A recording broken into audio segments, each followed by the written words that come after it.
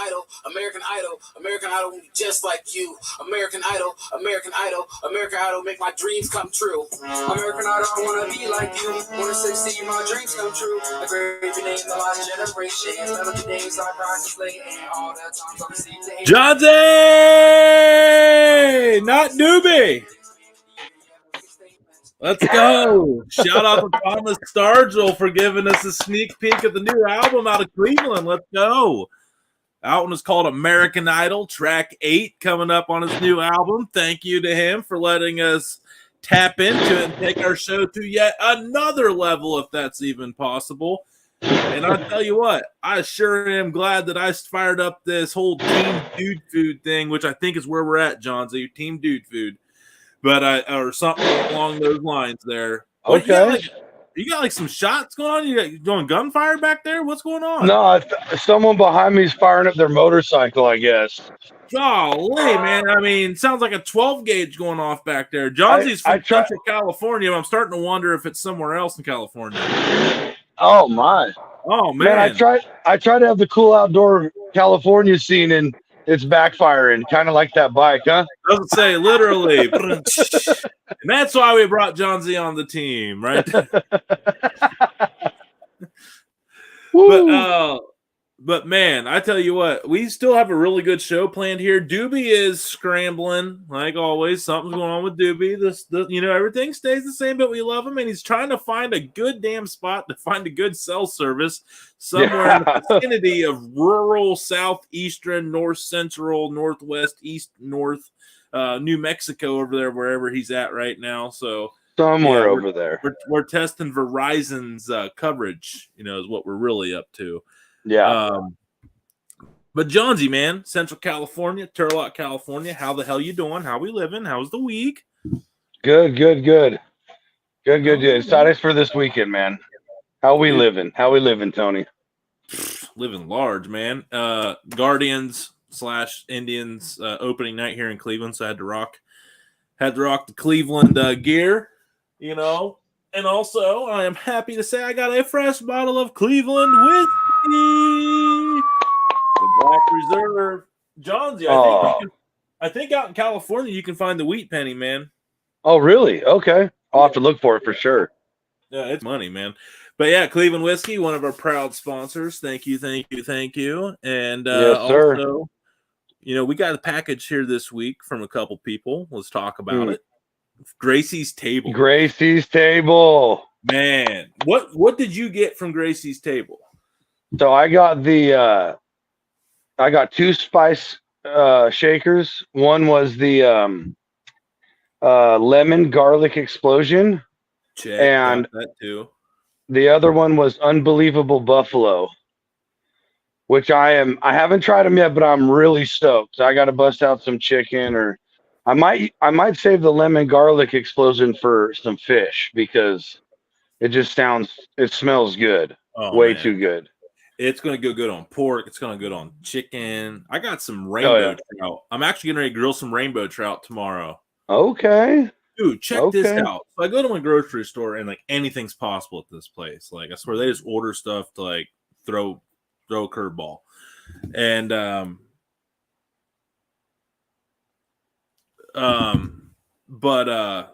they had 2 rainbow trout fillets for $3.50. Sorry, when I get texts and we're waiting on our guests to come on, I gotta check it.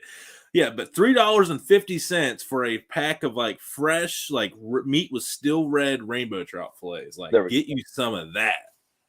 Yeah, not where I'm at. They don't have stuff like that. I can't find it anyway. Yeah, I was not in the market for trout. It was not on my grocery bingo card today when I went in, but. And I'm sorry, folks. Oh, man. Oh, my gosh. That's all right. Hey, we're going to take a look at our next. Holy cow. I got a call. Sorry, I had to deal with that. Oh, man. We're back. We're back. Stuff off. Hey, everyone's on. Hey, Massel. Cheers, fellas. Zach Lauer. Lauer. Hey, I'll be right back. Oh, man. Zach Lauer says, hi. Let's take a look at Zach Lauer. Anybody who thinks that Zach Lauer needs to be on the show, I think we need to get him on the show. Would you like to watch dirty videos of me doing random home improvement projects with my beer gut pushed out? If so, join my Only Dads. Would you like to watch spicy videos of me yelling at kids to get off my lawn? If so, join my Only Dads. Would you like to watch explicit videos of me going around the house and shutting random lights off? If so, join my Only Dads. What about raw videos of me asking who the hell touched the thermostat? If so, join my Only Dads. Or what about steamy videos of me weed eating around the house? If so, join my Only Dads. Or what about sexy videos of me admiring my lawn after I just mowed it? If so, join my Only Dads. Yes. Whoever thinks that he needs to come on, he is in the chat room. You know, he's got gets a little nervous. You know, he's such a natural on the camera, but he's just too scared to come on the Dude Network. So anybody down, he's on there. Everybody say, "Hey, Zach, come on the show." Zach, we need you on here. I feel the same way you do. I was nervous about all this, and it just happened. So there you go. There you go. You're natural. Love it. So, let's go ahead and pull his Trout. Only Dads fire. Doobie is watching, by the way. So don't Doobie. So Johnsy, don't talk about Doobie the way you were before he got on the show. So yeah. Hopefully he didn't catch any of that. No. Tell you what, here we also have another guy here in the waiting room, but we're going to go and bring him in. Here we go. While we wait on Willie to hop on here, which we're really excited about Willie hopping on. Really excited. Nombre Chut Up. What's up, guys? Nombre, what's up, brother? What's up, bro?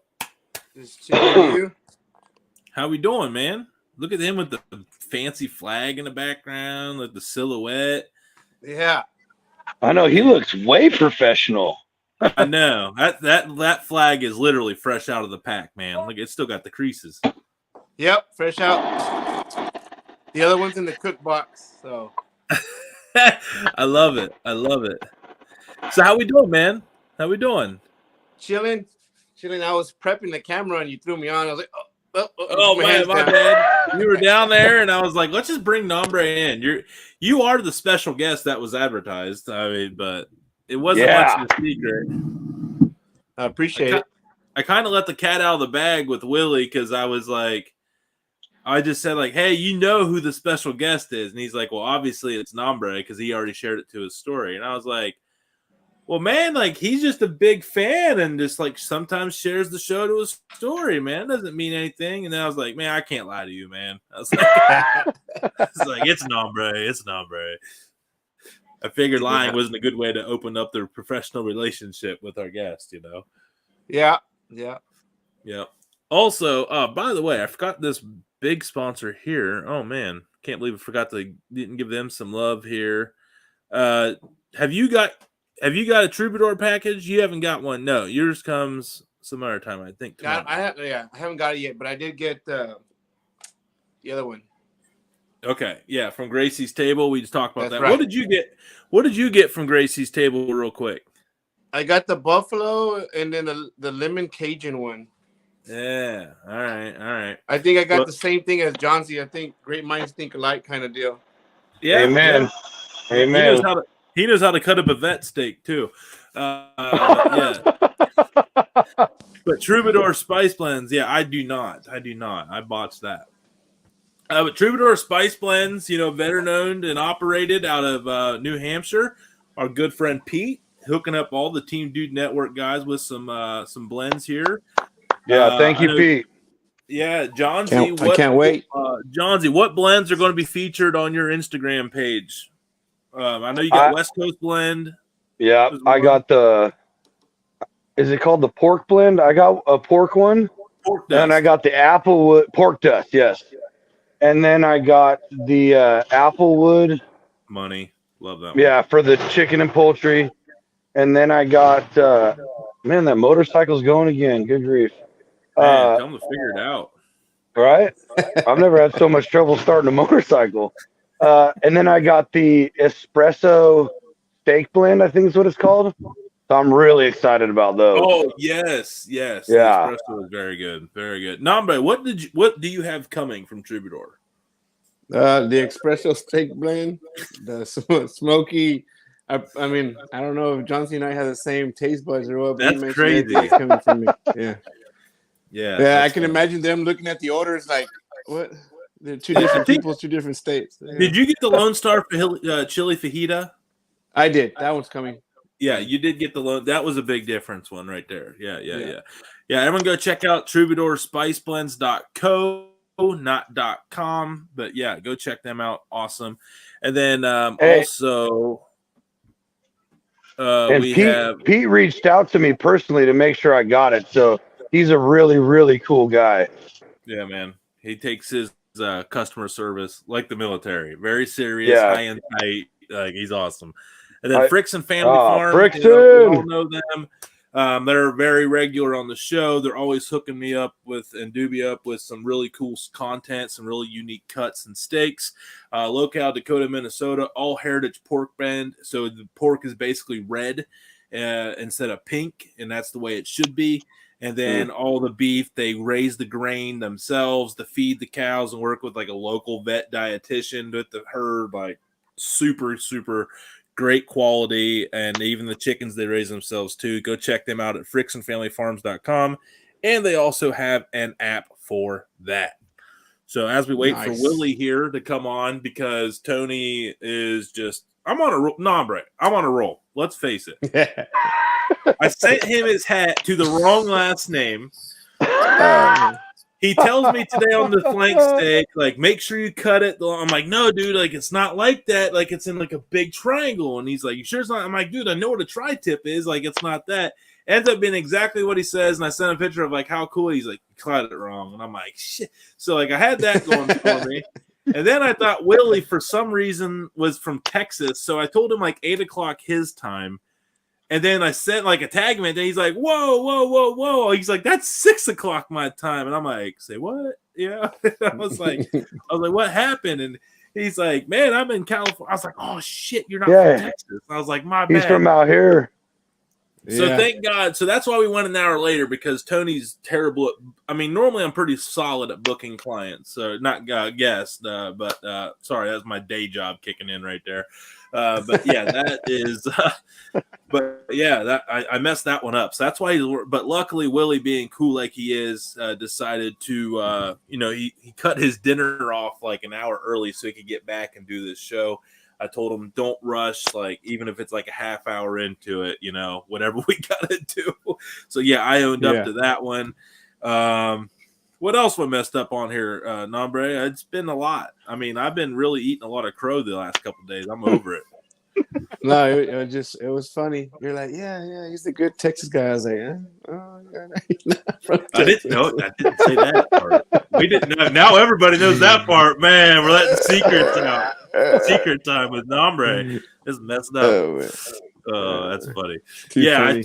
I straight up. And now, but then I told him, he's like, Nombre's like, no, man, he's from California. I was like, the chocolate covered banana beer makes a lot more sense now. I was what's that supposed to mean? That didn't seem like something that would crush in Texas. That doesn't seem like something that would crush in Texas. But yeah, just saying. But maybe it was a mango tahini beer that'll probably hit down here, something like that. Yeah, man. Yeah. And I know you guys have a little. I'd be down for that here, though. So, like, I know Nombre, you and him got a little bit of a history. We'll dive more into that whenever he gets on the show here. Goes. Pitmaster's choice goes great on crow, Tony. Redneck Chef Pedro. There you go. Oh man. This is wild game seasoning. Let's go with that. Yeah. Oh, here we go with the trim. Well, you know what, Doobie? I wouldn't have caught it on fire. Woo! Yeah, he can't even defend himself now. I mean, he's probably taking notes because he's coming on here soon. So he's like, that son of a bitch. Yeah. Hey, I butchered my brisket trim today. I'll tell you that right now. It doesn't look bad, but it's not pretty. You know what I'm going to start doing? Barely trimming it. Like, just cut off the obvious. Yeah, just render it. I mean, what the hell? You're already committed for that damn long anyway. What's like another like half? I mean, if you ain't committing the whole day to your brisket cook, you shouldn't be cooking brisket anyway. So And when it's for Bingo. the family, there's no need to do that. Now, if you're practicing, yeah, you go for it. That way, you have an idea what you're doing. But you just take off the nasty, huge deco fat, and then a little bit, just throw it on there. Keep in mind that the very tip's gonna be a little bit dry because you're not gonna trim it out. Hey, it is what it is. Move a water pan to that edge. Maybe you'll keep it moist on that side a little bit better. But hey, leave that in cubes. Throw that with a lot of barbecue sauce, and there you go. You have some burn-ins. Mm-hmm. I'm like so new to the barbecue game that I haven't even played with like the water pans. Other than like I've started using them in my oven cooks though. When I'm cooking in the oven, I fill my cast iron up with water because it was like the secret to like getting the crust on artisan bread.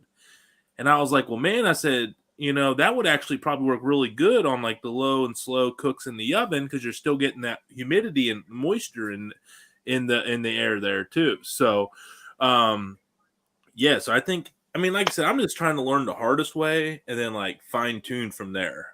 So that's kind of the watering pan. The water pans is something I'm pretty much trying to get to.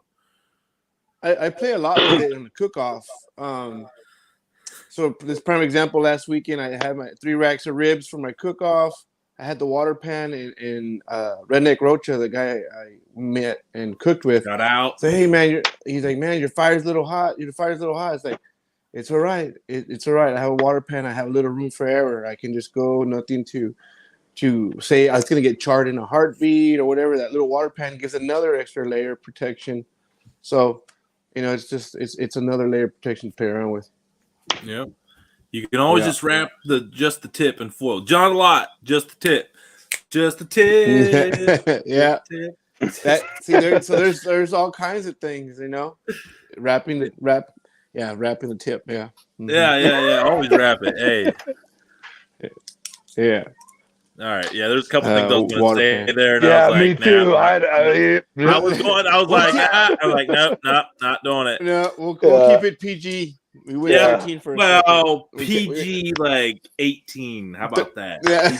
Yeah, like 21 because we drink beer. Yeah, 21 plus. Right. 21 plus. Yeah. Well, John Z, we're going to say bye to you for now.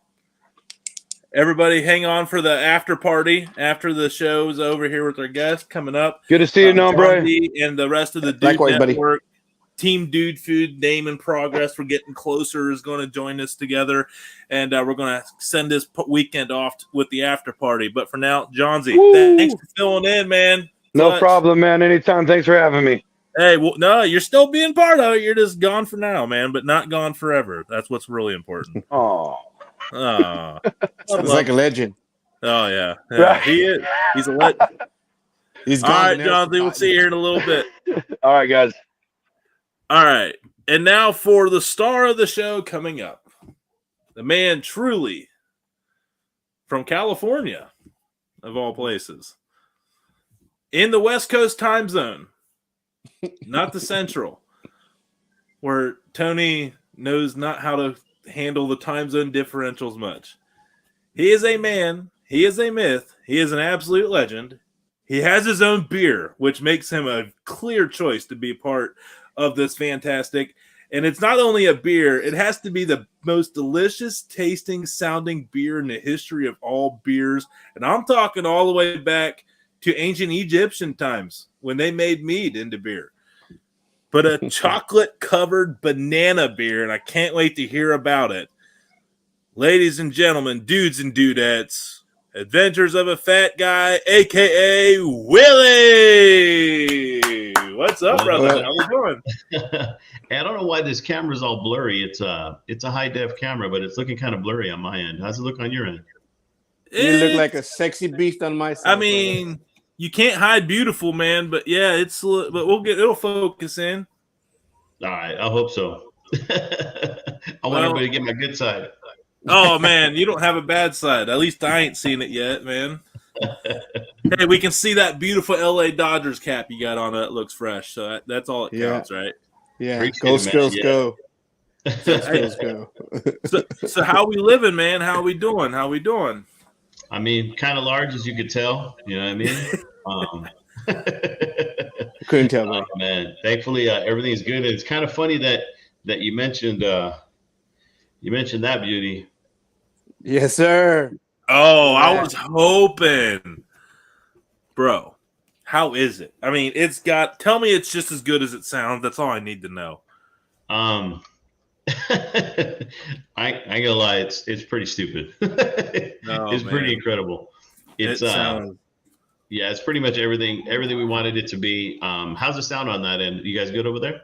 We're Yes. good. We're good. Okay, Hey, good. quick question on your camera because is your new camera covering up your old camera? It is not. It's actually Go into your settings and see if you Okay. can switch. You might need to switch it to your new camera okay, let's see. because mine defaults to my standard computer one every time. So let's play here. We're doing technology diagnosis on set. That's how we do things. Right? Let's do this. Tell you what, let's go to the you know what? You know what? Oh. Let's see. It says it's high def on this end, but it doesn't look much better.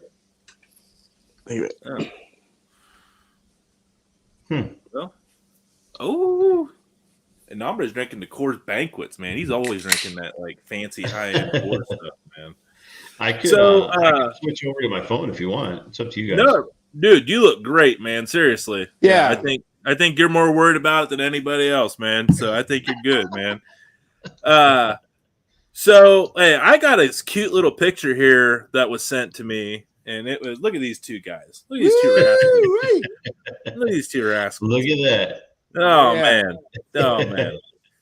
Good to see you, Carlos. That's pretty dope. When they hit me up, they said there's going to be a special guest tonight, and I said, I happened to see a repost. You know what I mean? I'm not sure people know that we be friends outside of here. And I said, I wonder if my boy going to show up, and here we are. Yes, sir. I'm actually part I- of the network. I call it the network. We're still trying to call it a name. That's Yeah. right. I'll be a every so often kind of guest. So Yeah. Got it. Yeah, he's me and Nombre go way back, man. We got started on TikTok about the same exact time. He just obviously performed a little bit better than I did on it. Yeah, At I least know the you do really people, well the TikTok. people spoke, and he won, man. It's kind of funny that you mentioned that. So I just got into TikTok. I've been reluctant to get over there. I think when we were talking in Texas, I hadn't even barely even dabbling into it, and I signed on. I'm an ambassador for Scrub Daddy, and they brought me on, and we just launched Barbecue Daddy. So it's a barbecue grilling brush. Kind of fits right into my forte, right? And I did a video for him. It's banana. It just went it's like 7.5 million views, like 750,000 likes. It did really well. And that made my TikTok take off. So now my TikTok's bigger than my Instagram, which is kind of ironic, but well, I'm kind of guilty. I didn't know you're on TikTok yet. So because when we met in Texas, you're like, well, who are you? I was like, man, my Instagram's weak. And you're like, okay, I'm known for my TikTok. You're like, yeah, I'm known for my Instagram. Well, cool. I'm gonna start building. So Tony knows that I've been hitting hard my Instagram this year. I went from like 400 in January, and I'm at 820 something. nice. So yeah, it's a big push. It takes forever, but- man. It's it's worse than a brisket. It's low and slow on Instagram, man. Instagram is a beast, man. It's it's wild. It just for a lot of people kind of took on to the brand. They really like the brand. They like the name, and I started getting a little bit of a following, and it's not huge, but it's done pretty well. And TikTok's kind of done the same. So yeah, craziness.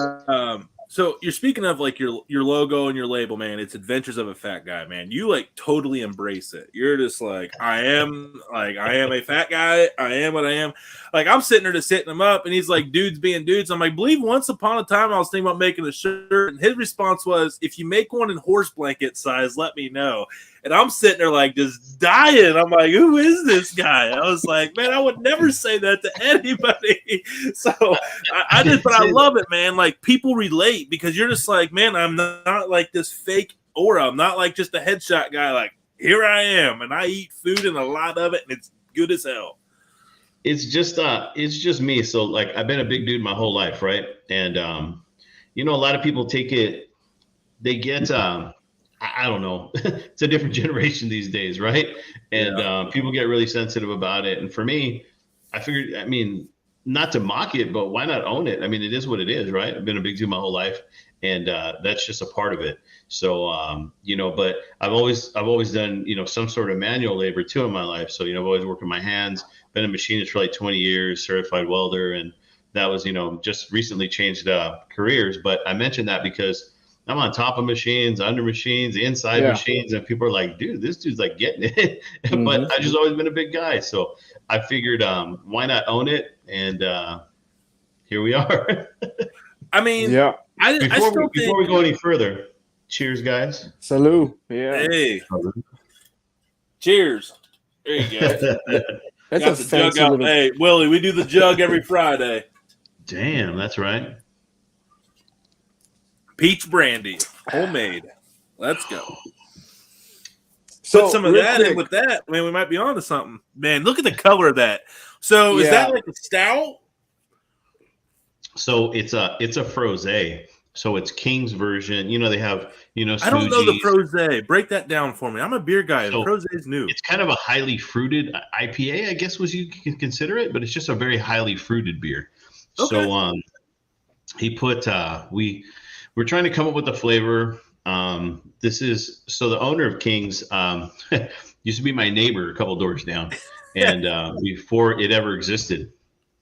There was a funny don't want to go too deep, but there was my cousin had invited me to go over to King's. I didn't realize that he owned it, and it was a little crazy customer service situation that went down.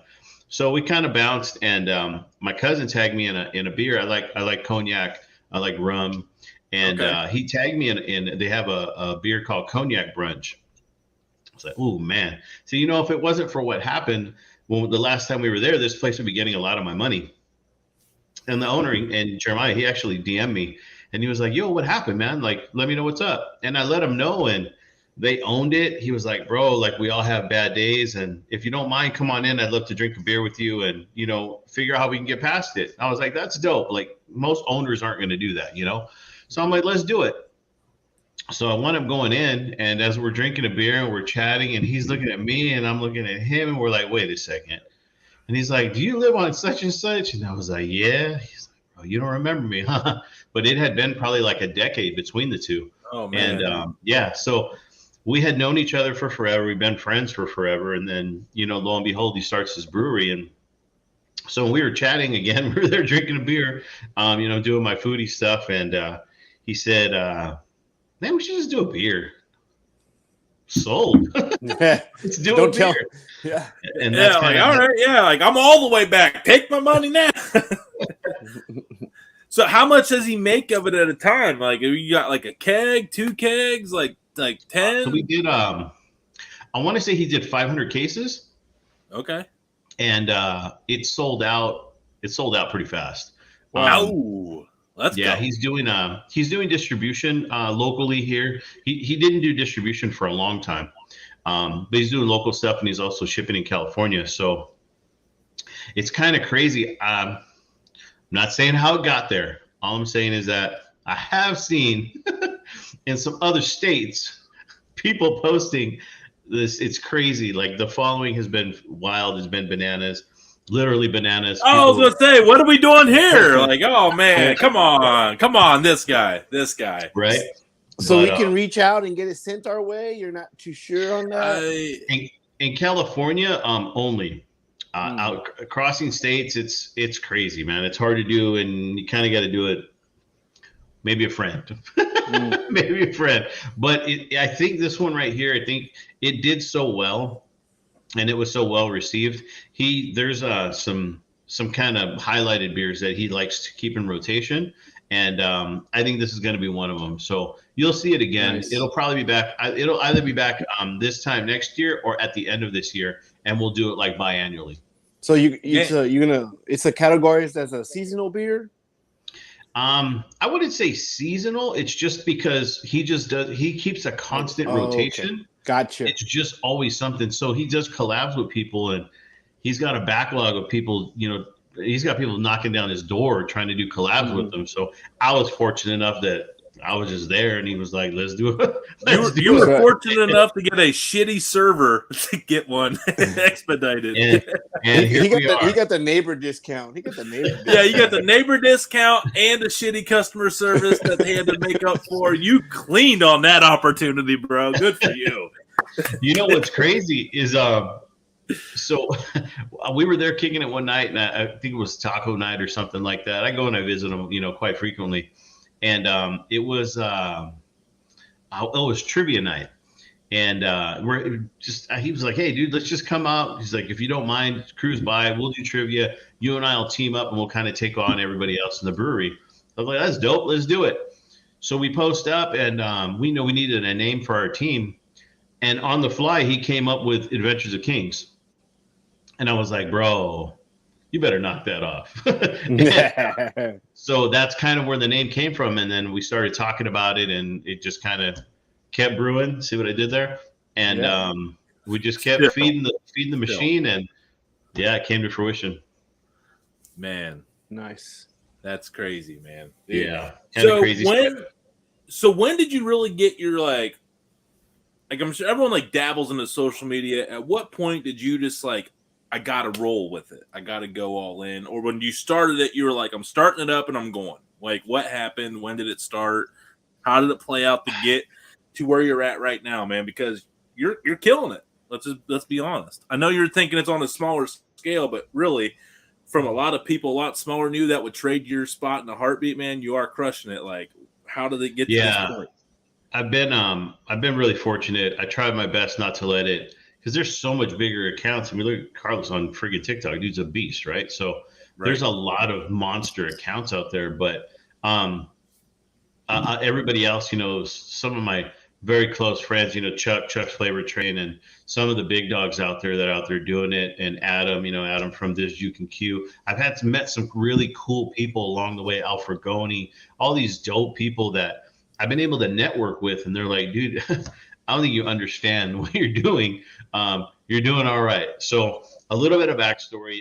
So I've been a DJ for my side gig. I've been a DJ for 20 something years, and I own a mobile DJ company. Interned for my buddy over here at a local station, and got to meet a lot of cool people. So that's some pretty cool followers, but I only had 400 followers or something like that. It was a very small page. And during the pandemic, actually, my anniversary is coming up on April 26th. It'll be 2 years. Happy anniversary! Thank you. So we were chatting, and I was just sitting here, literally just like this. And I told my wife, I was like, I think I'm going to flip my page. I don't know why. I mean, so I wasn't gigging as much. I wasn't out and about. The Rona had kicked off.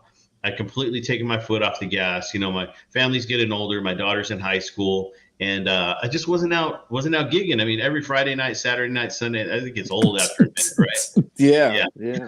It gets old. So I was like, what am I going to do? And I had always been doing this. I've always been a foodie. I've always cooked. I've always grilled in some way, shape, or form. But nobody really knew that because I never put it on social media.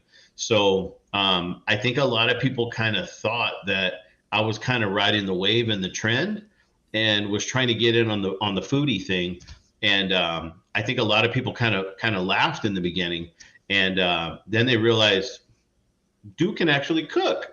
So it started building up a little bit of momentum. And to backtrack just a little bit, when I first flipped it, I was thinking of names, and I was trying to come up with a concept, but I didn't want it to be gimmicky, if for lack of a better word. I didn't want it to be, man. Yeah. Sure. I didn't want it to be a persona. I didn't want to have to put on a certain face every time I get it. You know what I mean? Because there's a lot of people who do that. I just wanted it to be me. And that's the reason why I came up with the name. But I kind of got pissed off that I came up with the name, because I was like, there's absolutely no chance that this name is going to be available.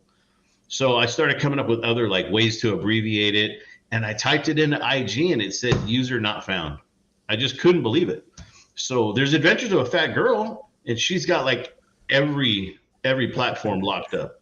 Yeah. But there was no Adventures of a Fat Guy. So I typed it into my web browser, no website. And oops, hold on one quick sec. We lost you there. Hey, was that the new camera?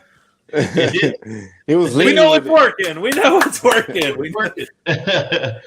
But so I snatched it up. So we snatched it up, locked everything up at the website, and then I just thought, well, what am I going to do with it? You know, I wanted it to be literally a snapshot of my life. So people ask, what's Adventure of the Fat Guy? So we travel, we like to go camping, we do like to go fishing. All of that stuff was kind of pre-pandemic, but we weren't able to do it during the pandemic. But the one thing I did always do is I like to cook. You know, my mom had me really young. She always cooked, and I always watched her cooking. And so that's kind of where I got my grassroots from, was just from her home style cooking. People always ask what my style is. I really don't have a style. I didn't want to be just a barbecue page. You know, I didn't want it to be Fat Guy Barbecues, or I didn't want it to be, not to disrespect those guys, but there's so many that are so good at that. But I don't just barbecue. I cook in the kitchen. I make, you know, all kinds of crazy concoctions. I like craft beer. I like cigars. I wanted it to be literally just everything that I do. So that's kind of how the platform started. I flipped the page April 26th, and it just started building up a little bit of momentum. And before I know it, some people started paying attention, some of the big barbecue heads, and they started watching my cooks. And before I knew it, people were like, dude, you're doing all right, man. Your content's right. Your techniques are correct. Like, you could tell this isn't your first rodeo. So, you know, I started getting a little bit of love. And without going too much in depth, there's a really cool influencer out of Texas. She's a TikTok sensation for cleaning. She's a major, she's actually a housekeeper, and her page did phenomenal. She's actually started just before me. I didn't know that she was this crazy TikTok star, though. And we met on IG. Somebody actually sent me her page, without going too much in depth. Somebody sent me her page, was like, yo, I know you're a clean freak when it comes to your cooking. Check out what this lady does. And I was like, yo, this is pretty dope. She uses some of the stainless steel cleaners I use. She's really good. So I started following her and commenting and liking some stuff. And she had like 100 and some odd thousand followers at that time. And she was following like less than 100 people. And randomly I opened up my phone and she shot me a follow. We started chatting back and forth, and she was just a big fan of my cooking. And she randomly gave me a shout out one day. In just over 24 hours, I went up like 1,300 followers. She's like a giant influencer. What I didn't know was, at the time, she was, I think back then, like 3.5 million on TikTok on 2 separate accounts. She has a Spanish and an English account. Wow. I didn't know that. I didn't know she was this awesome, you know, crazy influencer. And she just started showing me love, and she posted me a couple of times, and that kind of started getting the name out there. People started recognizing. And then again, like, you know, you got to make sure, you know how social media is, right? I mean, they'll call BS right away. So once people started watching my cooks and started recognizing what it is I was capable of, it just kind of took off. So in a nutshell, that's kind of how we got here. Nice. Dude, that's amazing, man. A cleaning thing got you into the cooking world, man. and it's support from a different person. Yeah. Like the video that took off, I don't want to steal your thunder, but the video that took off for me, I used a friend's audio and just, you know, next thing it just went on from that. Wow. How big did that video do? So that's the one that skyrocketed me. I had 5,000 plus followers. She said, hey, use my voice and match it to the videos. Yeah, I got your back, girl. Don't worry about it. I put some finished products on my TikTok. It was my son's birthday party weekend. I posted on a Friday saying, that'll be my weekend video. Let that stir up. Right at that time, I was averaging 800 views. Well, just, you know, my phone just kept on going. Boom, boom, boom, boom, boom. Next thing I know, I went from 5,000 to 30,000 to 50,000 to 80,000 to 100 by Sunday. Wow. So, yeah, and then just kept on creeping. And you know what's crazy is I met you like a day after that video popped. Because I remember like the first day, like, because we did TikTok lives. That's when we were doing dude food sessions, I think is what we were calling it.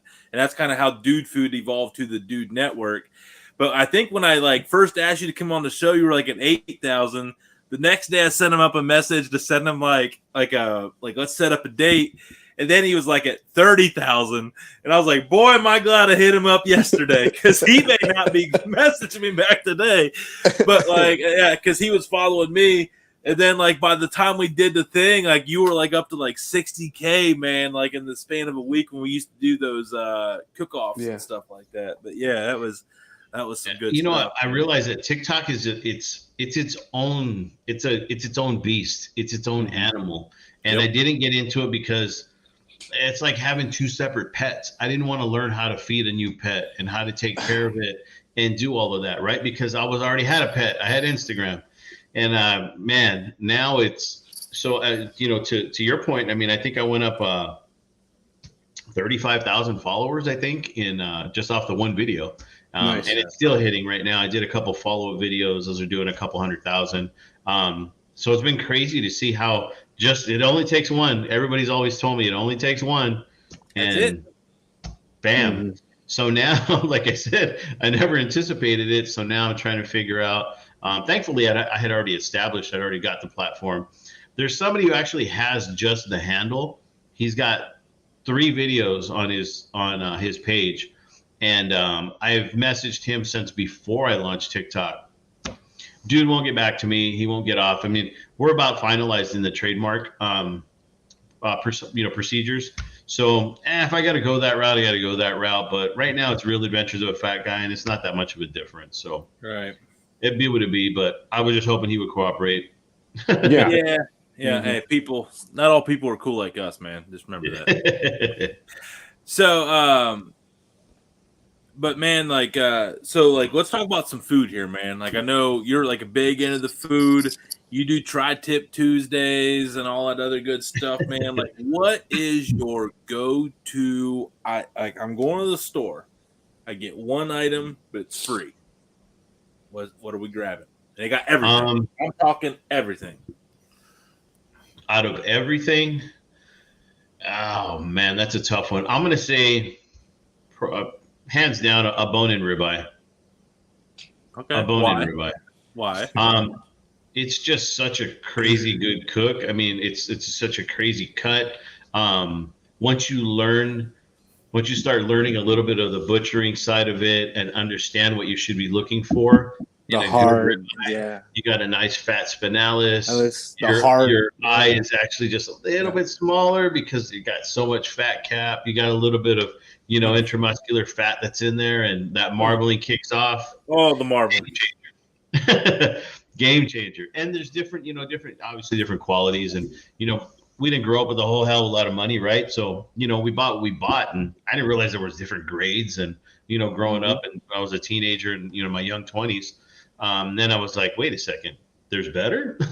And I started now, and that's one of the things that the Rona did. I will give that.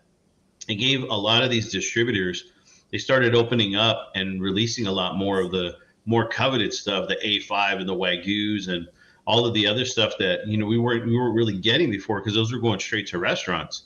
And then the restaurants shut down, and they were like, so what do we do with all this dope meat? Mm-hmm. We started getting it. So make a long story longer, ribeye, man. Yeah. All right. Tony loves ribeye. Right, Tony, you love ribeye? Yeah, it's my most favorite. But I'm not a ribeye guy. I'm a New York strip guy. I'm telling you right now, though, because of TikTok, the picanha has become my favorite steak, man. Oh, it's phenomenal. I mean, phenomenal. I have to teach butchers how to cut it out for me here in Ohio, where I'm at. But luckily, Fricks and Family Farms came into the picture for us and just sells it up in Minnesota. Sells some banging picanha, man. That the catch tray just overflows with juice when I cut it up, man. It's like a sponge raw, man. It's something special. Oh, it's crazy. Yeah, it's such a good cook. It's a crazy cut. There's a market that I cook for here in SoCal, out of Orange County, La Reina Market. So we partnered up quite a while ago, like when the page first kind of took off, and now I cook for them. So it's kind of cool that, and they carry premium meats. So I have access. You just walk in and get SRF. They got Snake River just sitting in their cooler. Pretty much whatever you want. A little A5, just a really cool cut. So I've been fortunate enough to kind of dabble in some of that cool stuff. But I've always preferred some sort of live fire cook, charcoal, lump charcoal, wood, post oak, red oak. That's kind of always been my passion. And it's kind of funny because now my dad's like, my grandfather passed, and my pops is still here though. So he's like, man, your grandfather would get such a kick out of everything that you're doing. He's like, Isn't that cool? because man, that's cool. That was his passion. Like my grandfather really liked cooking, like just old school. They didn't have all the stuff we have now, and it was just al carbon. It was over charcoal, over wood. So it's kind of cool to kind of go back to that. My pops comes over and he gets to see me doing live fire stuff, and that's really where my passion's at. And I guess it intimidates a lot of people, but like anything else, you get used to it. Yeah. So, I tell those people, it sucks to suck. What do you want to say? Go back to Mother Russia, man. Get out of here. Get. So, hey, man, I found, us bigger guys, we like pizza, and we don't like to let pizza go to waste. So we always like to bring some videos on here, and Nombre, you'll like this one too, man. Like how you fix a burnt pizza. This stuff's epic.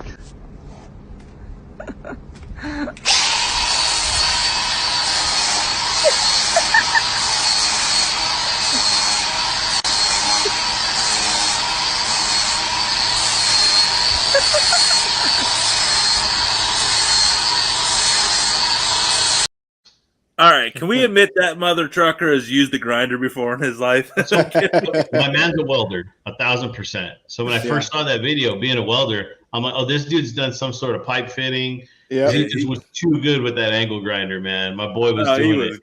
He crushed it though. He saved that damn pizza. He saved that damn freezer pizza. Let me tell you, it's pretty damn genius. I ain't gonna lie.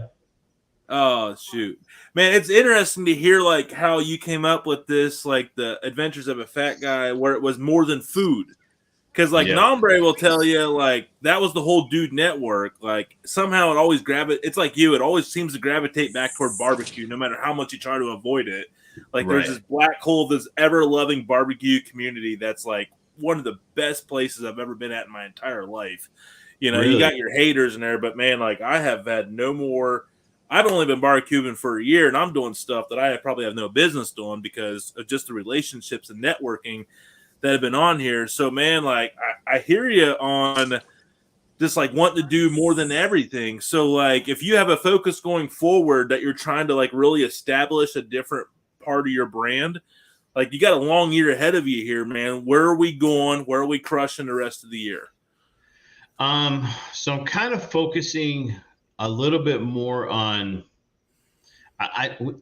now that everything's starting to open up a little bit more, I'm trying to get out and travel a little bit more, get out and see some of the people that I've been able to meet throughout the Rona, right? And people that I've been able to chop it up with. So that's definitely one of the goals, is to get out, see more people, and kind of expand, show more of how I do what I do, and a little bit more of the background. People are really into recipes, man. That's probably one of the most difficult parts for me is I hate recipes. Like I just don't do recipes. Too. It's not how I was raised. It's not how my mom taught me how to cook. My mom she just can't fathom a recipe. She'll have like a guideline, which is kind of what I do. That's all, dude. That's recipes are suggestive guidelines. That's what I call them. That's all they are.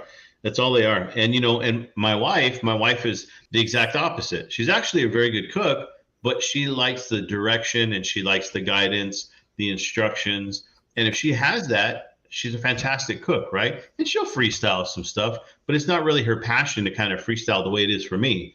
My passion is I open the fridge, I see what I got. If it's leftovers, cool. I'm still good. We're eating. We're going to do something. Dude, that's me at the grocery store. Like I was telling them before you got on here, like I went down to my grocery store. It's, every other Friday, it's payday. You go down, you replenish your supplies, your pantry. I got 2- and 3-year-old, all the yogurts and the cheeses and the snacks and all that jazz. And I go down there, man, and I always check out the clearance meat section or the reduced meat, because you just don't know what you're going to find. You know what I found today? 2 rainbow trout fillets for like $3.50, man. I was like, No way. I was like, guess I'm going trout tonight. Gonna get some Fuego lemon pepper on there, or some lemon explosion, something, man. But yeah, but like I wouldn't even like I was just telling with them, like it wasn't on my bingo card, man. Like I went there to get like, and I ended up finding like preseason spare ribs that were already trimmed for like I found a whole rack for like $8. I was like, all right. Wow. I was like, just throw them on there too, I guess. Get some doing ribs this weekend. So I like how you like open up that fridge and you're like, all right, I got sugar. Well, not in the fridge, but you got like I got some like almonds up here. I got some flour. I got some asparagus, and let's make dinner. Yeah, I'll just come up with something. I really like I like remixing stuff. So leftovers. I'm really good with leftovers. I'll take I've done brisket mac and cheese. That's on my page. I had some fire brisket, but it was a beast. It was a big old 20-pounder. Damn, dude, I like haven't even tackled anything close to that big. Yeah, I was like a 20-pounder packer. And, even after all that cooks down, you got 12 pounds of friggin' brisket, 13 pounds at least. That's a lot. So we sliced it all up. We ate it. And I was like, what am I going to do with this? What about if we did brisket mac and cheese? So I did it from scratch, made a roux, made the cheese sauce from scratch. I like doing stuff like that. I had leftover Wagyu tri-tip. I did Wagyu tortas just for the hell of it. Why not? We had tri-tip. Picanha. Yeah, picanha. Dude, I'm sorry. I did picanha fried rice. That was pretty phenomenal. Oh, bro. Mm-hmm. Oh, man. Or you could do some hibachi picanha, man, with like some yum yum and yeah, like all of it, man. Oh, yeah. So like, yeah, I do crazy, stupid stuff because where I'm new to the game, that kind of gave me this like I don't have any rules because I don't know any of them. So like, I am not like traditionalist at all. Like I've done like some cinnamon ribs where I like did nothing but cinnamon rub on them. Cinnamon and pork is money. And then I did like a brown sugar, maple syrup, melted butter dipping sauce, and I cut them up with the baby backs. I was like dipping them in that sauce, and like everyone's like, "What the hell are you doing?" I'm like, "Bro, these are the best damn ribs I think I've ever had." But like lemon pepper ribs, like I love flavors, man, because I'm a flavor guy. Like I can sit there and visualize like lemon, like some of my favorite combos is like cinnamon, maple syrup, brown sugar, and cinnamon and nutmeg. Like, and then you crush them. I do it on salmon and take like some walnuts and bend them on top of that. Then, like, and that's my salmon. But that also goes good on pork. Like, I bundle a seasoning that goes good on pork is also going to probably be good on chicken and salmon. Like, so I kind of do like I cross my flavors into all 3 proteins because I think they kind of cook and taste and absorb the flavors the same. So, like, I like that you are like in that same boat, man. Like, I feel like we're like brothers from another brother and father, you know. Right. So it's funny you mentioned that type of stuff because my palate, I'm more of a savory kind of guy. I love savory. That's Ohio. It took me a while to find out what Ohio was. Ohio is a savory state. Yep. So when, when we were planning this beer, even we were trying to come up, he's like, well, we're going to do a frosé. What am I going to do? Is there something that I really like? And I always remember, I like chocolate covered bananas. So especially with peanuts on them. And I'm like, I like that. I don't really like much dessert. No, it doesn't look like it, but I don't really like much dessert. I'm not much into sweets. So when we were coming up with the concept, I was like, man, growing up, you have chocomil, which is like, a chocolate milk kind of style with, it's made with fresh milk and bananas and like this chocolate powder. And it's kind of just a real hearty breakfast shake, for lack of a better word. And I thought if we could come up with that, and we could really hit it. You put, I don't know, it's got like 10 or 20 pounds of sea salt in it. And then we did fudge and we did peanut butter drizzle. We used real Chiquita banana puree in it. Like just top of the line, everything. And I was like, if we could nail it, should be pretty damn good. And I think we nailed it. So that's good, man. It looks real part good. of it. Yeah. I wish I could share it with you. Hey, I mean, I'll have to take your word. I'll have to stick to my Busch Lights. It's definitely a far cry from, man, I was going down to my local craft brewery today, and I had 2 growlers sitting in the front, and I shit you not, man, Willie, they collided, and they just shattered. like I've had mason jars collide because I'm a, you know, like obviously I have moved mason jars from point A to point B in my life, and and I was like, what the hell? And I was like, getting Bush Light. I take life's signs and omens and I just go with it, and that's where I ended up. Man, were they full? No, God no. My Oh. wife would kill me, man. It was in the van, Can so you I'm thankful imagine? for that. Yeah, yeah, Oh, but my no, if goodness. they Yeah, would have I been wouldn't full, I even- would have had them boys strapped in, man. It was at my local brewery, and yeah, that stuff is money. So, For sure. Man, and you're in what part of the country? I'm in Ohio. I'm like a half hour south of the Pro Football Hall of Fame, man. Oh, okay. Yeah, like I'm like part of the press for the Pro Football Hall of Fame ceremonies every year. Wow. Because it's literally like a 20, 30-minute drive up the road. So I'm like, yeah, I'll take it. Let's go. Nice. I'm Yeah. like about 35-ish miles directly east of LA. Okay. Yeah, All right. directly east. So it's about a 40-minute drive into downtown LA. If there's traffic, an hour and 15 or something like that. But if there's no traffic, you can make it down there in about 40 minutes or so. All right, man. I have never been to California. I flew into Denver airport once to fly back to Omaha. So I was in Denver once, but for like an hour. So Yeah. I have not made it to the great state of California, but I know there's a lot going out there. Like, and that's the beautiful part about this world. Like, you know, too, like, hey, if I want to go to the Hall of Fame, call Tony. You got a free place to stay. Like, you know, hell, 100%. we'll even get you some like Amish pastries and stuff like that, you know. Yeah. But no, I mean it's really cool. So, you know, you're outside of the barbecue. You said you don't want barbecue. You know, you don't want barbecue as your label. And Carlos is back. He's back. So, yeah, we Sorry. missed you, Carlos. Hey, you come back, we go up viewers, man. That's just how it works. That's but right. You take the ugly guy off if people start coming on. So no, we bring the cute guy back on and people start coming on. That's what happened, man. Shit. There it is.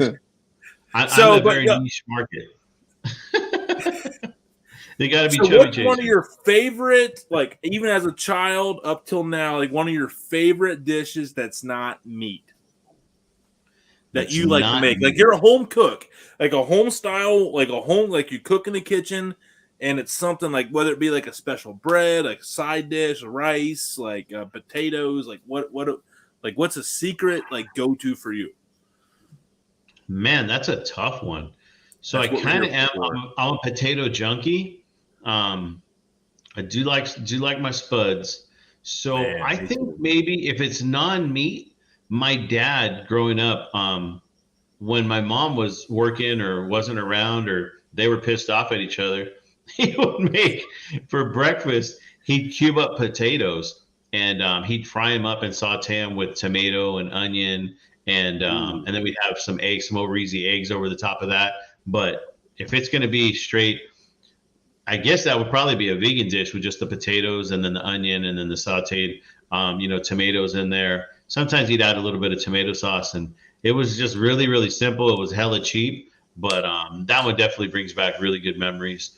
Sometimes add some nopales in there if we had that available, some cactus. That's always a good one.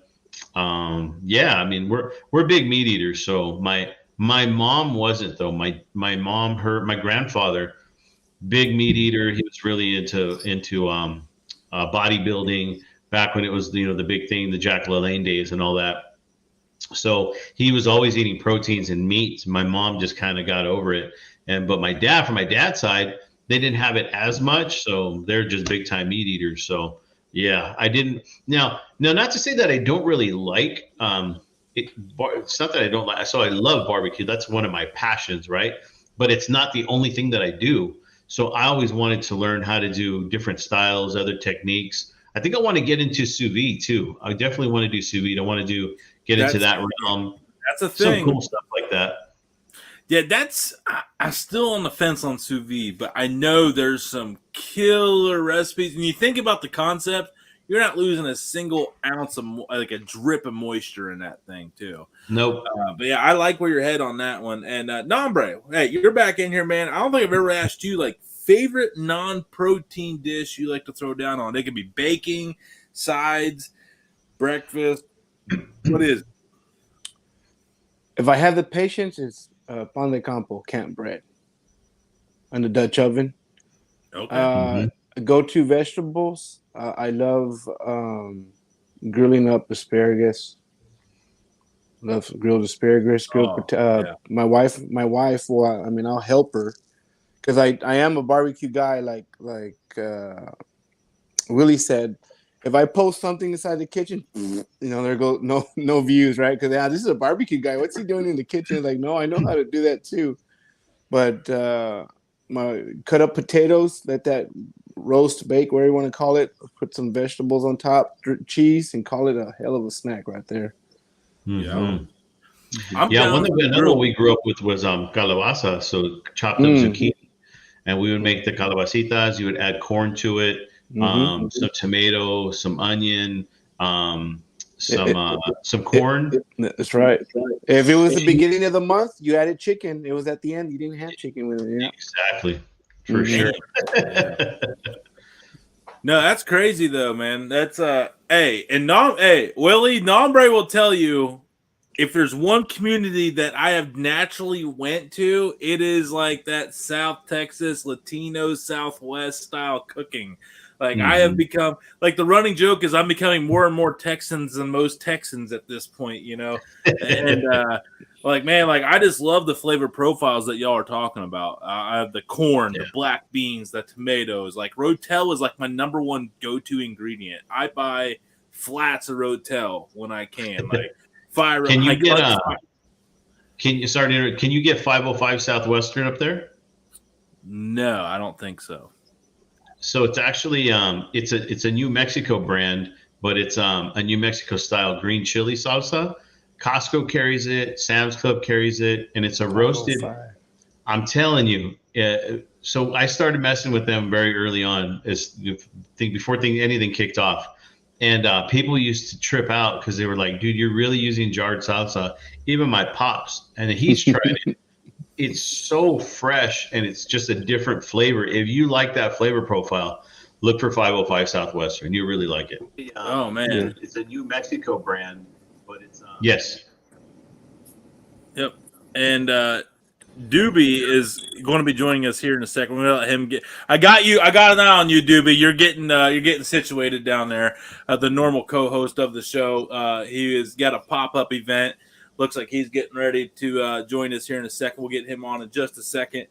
But yeah, like the man, that stuff like that we guys are all talking about, man, that shit sounds as they would say.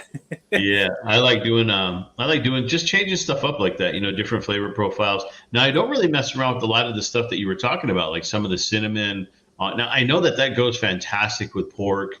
You could do apples, but there's so much stuff, so many classic flavor profiles. Like I said, I'm more of a savory type dude, but I'm recognizing more and more.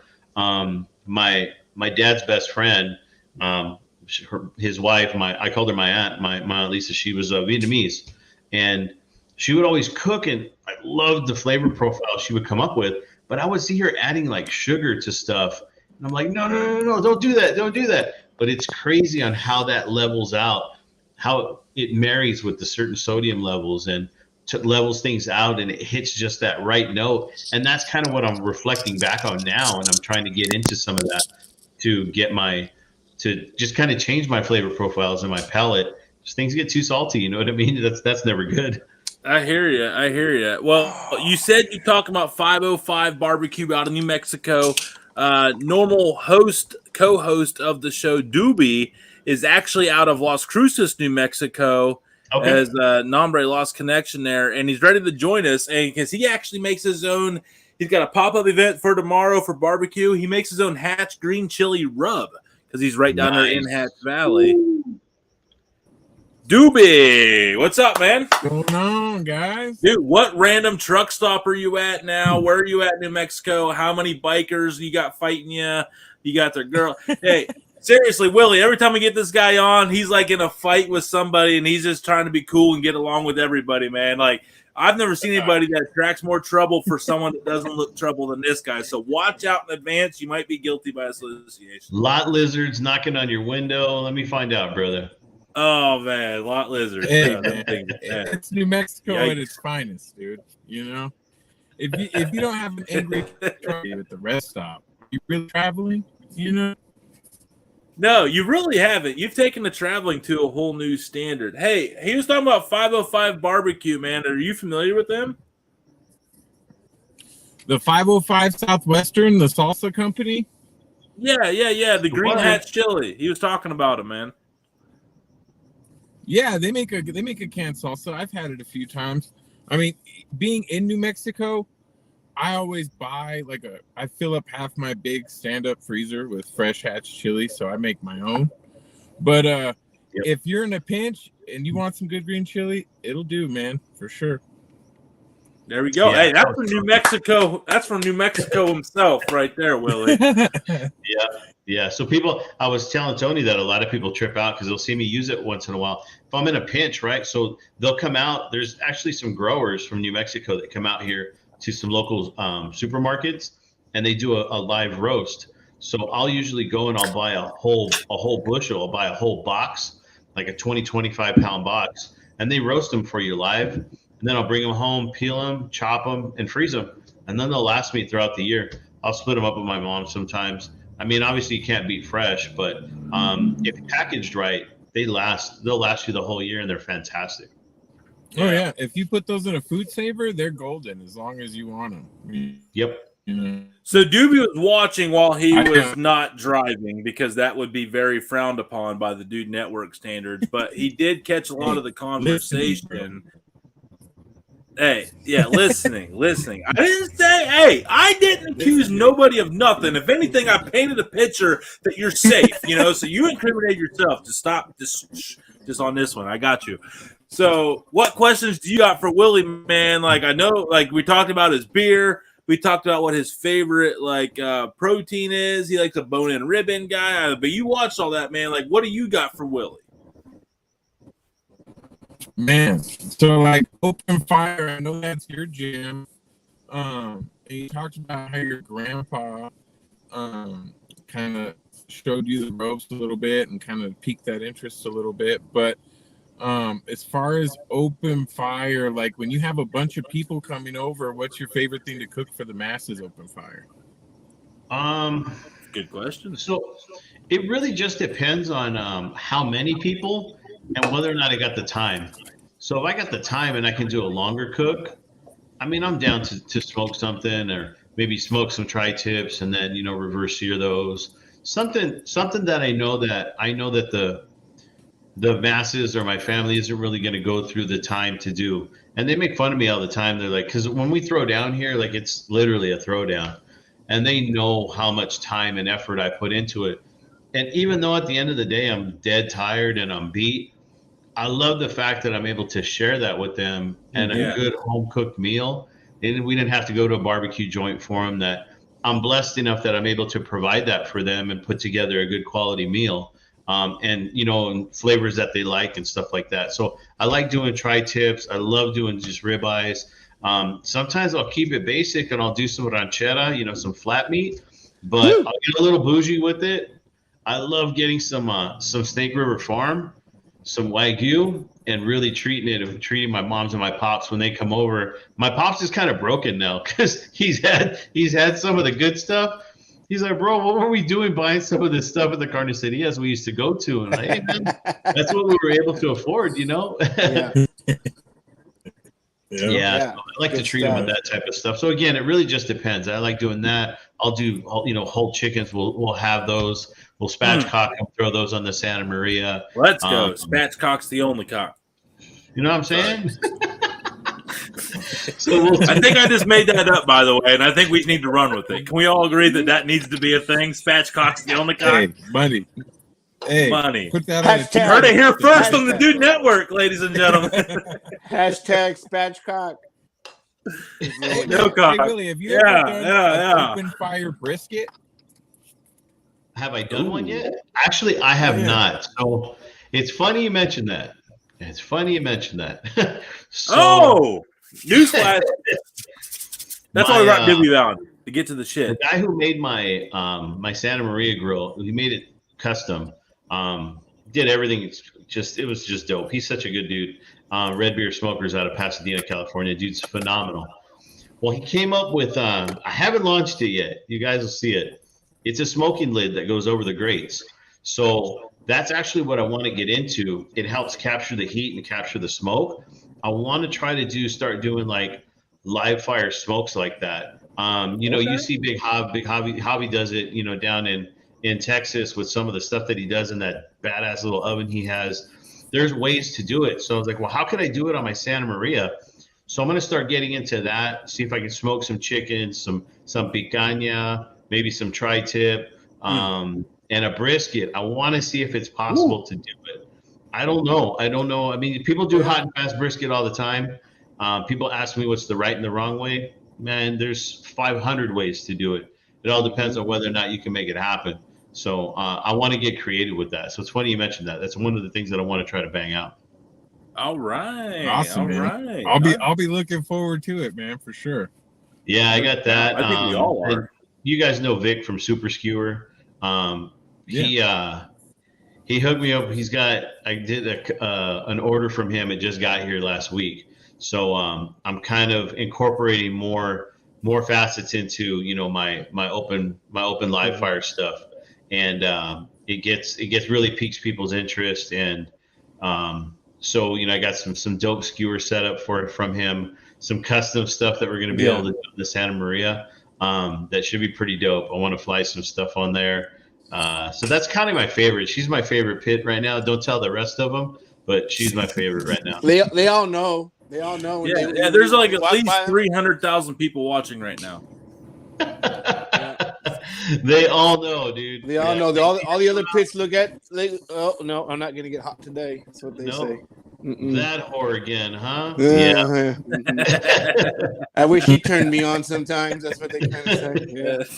Yeah. She's so versatile. Like once you learn and you start expanding, you guys know on live fire, like you can. The possibilities are endless. It really it's your imagination and how creative you want to get. I've seen guys do crazy. I love watching Al do it. Man, I love watching Carlos. Some of these stuff that these guys do is dope. Hobby, man, Vic, some of the big dogs out there that are doing it. It's truly inspirational to see the stuff that they do, and it makes you go, oh, what about if I were to? Then there you are. I saw Al personally do a dyno rib live fire dyno rib. I think it was money. Guys, I'm doing it. Next cook, beef ribs, doing on open fire. I'm doing it. Yes.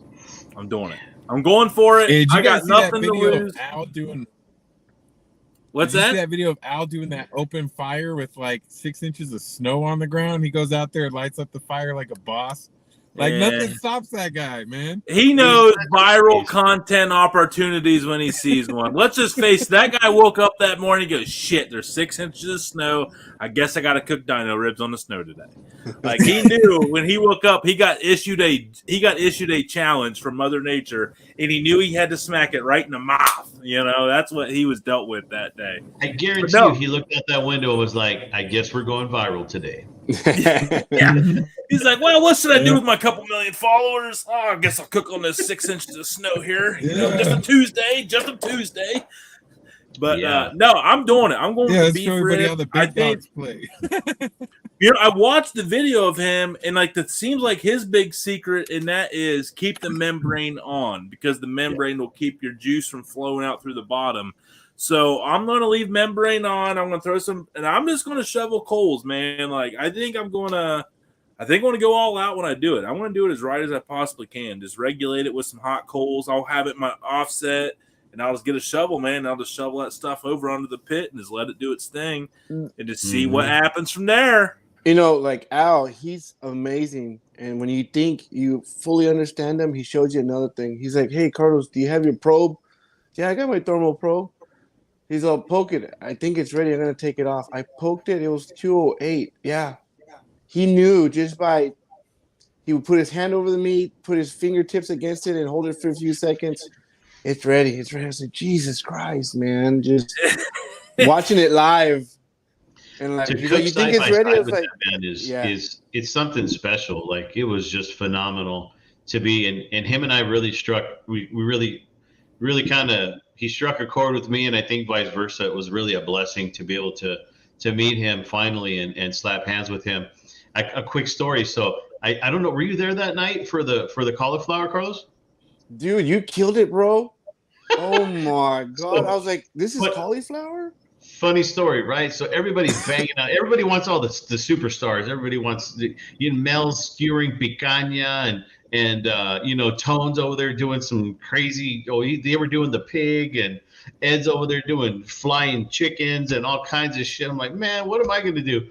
So I was just getting where I could fit in. I was helping feed fires. I was helping tend some of the sausages that we were doing. Misty was doing some stuff, and I was just wherever I could go. I was trying to learn, capture, and just do what I do.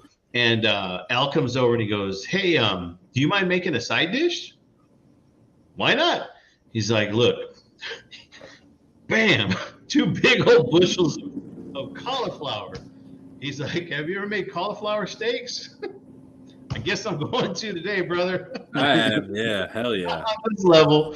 So he slices one. He's like, "Kind of what my thought is." He goes, "But throw your own twist on it."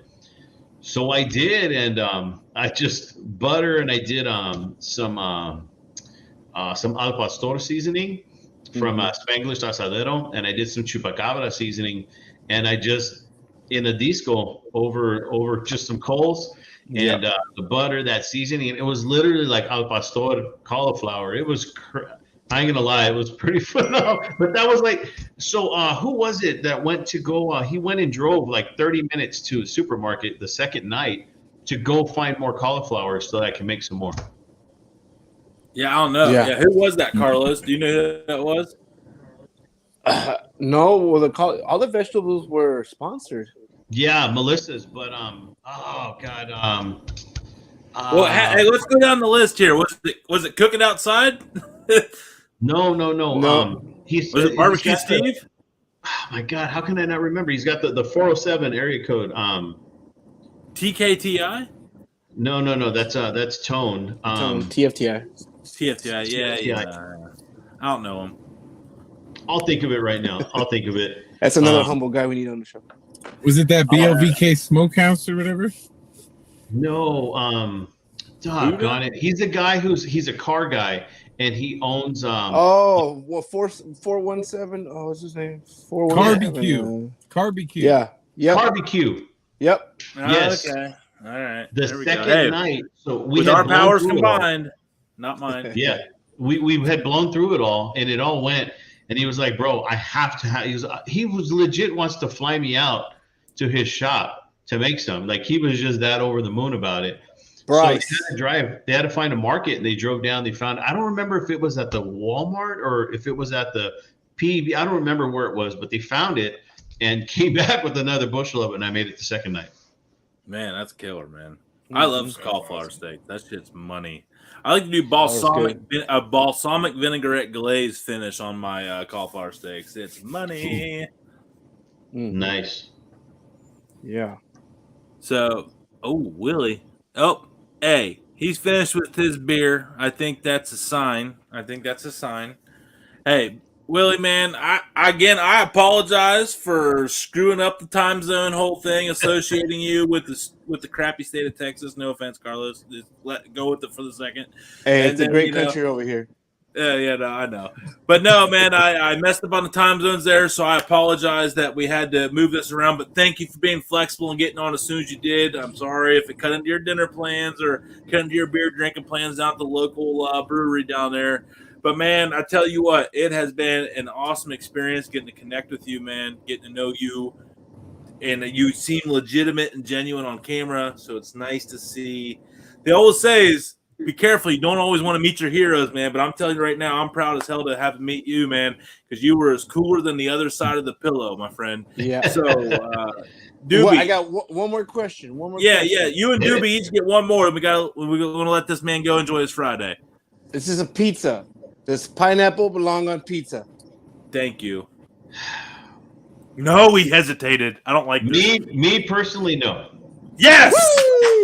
Let's go! Woo! I know. Network shit. I know. I know the hate mail is gonna come, but it ain't for me, man. It just It ain't for me. Yeah. I feel like pineapple and jalapenos is money, man. You can't go wrong with pineapple and jalapenos on a pizza. Dude, I liked it better when you weren't on the show, actually. It's brutal. He's got a distinguished palate to the game, man. Okay, all right. Well, agree to disagree by a long shot on that one, but hey, that's it. Hey, Doobie, one last question for Willie here before we gotta let him go. Oh man, you gonna come back on the show sometime? Oh, that's a good one. That's a good one. 100%, man. I'm always down. I'm down to support as much as I can. I really try my best to, it's all jokes aside, it's been really crazy. The love that, the brand has built and a lot of the love that people in the community have really shown me. And to hear people tell me, bro, like, so you guys follow Trompo King? I think so. Yes, I do. I just recently followed him. Mm-hmm. He's out of Florida. So he makes a trompo, which is like, how you stack, al pastor or on a spit, right? But he makes it so that it'll fit in your Weber, in your Big Green Egg, or wherever you want to do it, but it stacks. So you can stack the meat. And he reached out and he was like, yo, I just love what you're doing. I don't care if you ever post this. I want to bless you with some stuff. And I was like, why? Like, why would you want to do that? He's like, because I absolutely love what you're doing. So when you post a new video, my kids will go down and we'll get in, in their like a little theater room that they have. And he's like, we'll put your stuff up on the big screen. And my kid, both of his kids are actually barbecue influencers. Man. And he's like, we watch what it is that you do. We watch your transitions on your film. We watch, your different cooking techniques. And my kids learn off of that. We genuinely engage with you, and we love what it is that you do. And you hear somebody tell you that, and it's kind of crazy to fathom, right? But humbling. There's no way that these people are doing that. We got invited to Masters of Taste. It was at the Rose Bowl here in Pasadena last weekend. I went with some other foodie friends. This dude stops dead in his tracks and he wants to take a picture with me. And he's like, yo, I went down your rabbit hole of like freaking all of these cooks that you do for like 3 hours the other day. I know exactly who you are. He knew everything that I posted and different recipes that I've done. And it's just crazy when you run across that, right? And it's like, it's just wild. It's pretty cool. The reach has been pretty awesome, and it's just really cool networking with good people, meeting guys like yourself and, people that are really just trying to spread what it is that we do. And we might not all be open fire. We might not all be pellet. I talked to Benny. I talked to all the other heavy hitters, and we just respect what each person does. We might do it a little bit differently, but it's about the passion, not necessarily about the exact method, Yeah. I feel it, man. Hey, I get it, man. This community, like I said it once before, this community has been an amazing experience. Look at me, man. I'm sitting here hanging out with my buddy Doobie from New Mexico, Carlos down in Texas, and now I got Big Willie over in California, man. Like, this shit's crazy. Like, I talk to people on here more than I talk to my neighbors, my friends. I hate to say it, but even my pops and my mom sometimes, it's the relationships we built on here have become a brotherhood, man. And Willie, I'm proud that you have come on here to call you like as part of the Dude Network brotherhood in the sense you've had the Dude Network experience. Like Doobie asked, we'd love to have you back on. It's an open invite anytime possible. And I pray that I get out to California to slam one of them chocolate banana beers. I'm telling you right now, if I'm ever with you, I will shotgun with you for viral content. Let's do it. Mandatory. And we're taking you to East LA for some real tacos too. That's what we're gonna do. I want East LA tacos. Man. That is absolute sure. So you can come to South Texas too. So. No doubt, man. Let's do it, player. I'm East LA born and raised, so that's kind of where my roots are from. And some of the places that we visit and places that we go, people trip out. They're like, man, what are you doing down in the barrio? Eating some of the places that you go to, and where you find the best used to it. It's part of what I grew up with. You treat people with respect. For the most part, you're going to get respect in return. Yeah, let people do what they're going to do. Just go out there, enjoy the culture. Respect where it is that you're at. Be careful where you go. And there's some really cool experiences that you can have out there.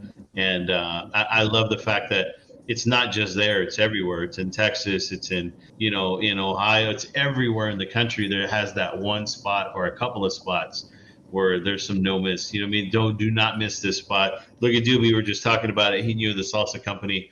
There's just certain ones that come up that you're like, that might work. You know what I mean? So I'd love to visit you guys. Hopefully you guys can make it out to California sometime. And if not, maybe we'll have to figure out where we all meet up at. Hey man, Awesome. Hey, you always got a place to stay up here in Ohio, man. I'll even get you up to the Hall of Fame, man. I'll get you on the press team. Let's go.